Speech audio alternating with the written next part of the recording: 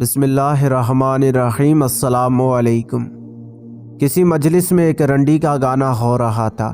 کافی لوگ جمع تھے۔ طبلے اور سارنگی کی گت پر رنڈی بار بار یہ مصرع دہرا رہی تھی، خدا جانے کہ قسمت میں ہماری کیا لکھا ہوگا۔ ایک مسخرہ شاعر بھی وہاں موجود تھا۔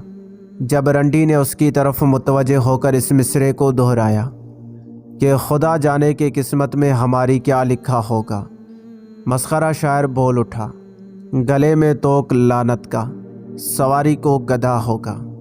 سبق: دوستو، بے حجاب و بے حیا اور بے شرم عورت جب غیر محرموں کے مجموعہ میں ناچتی اور گاتی ہے تو وہ اپنی عاقبت برباد کر لیتی ہے، اور بقول اسی شاعر کے واقعی قیامت کے روز اس کے گلے میں توک لعنت پڑے گا۔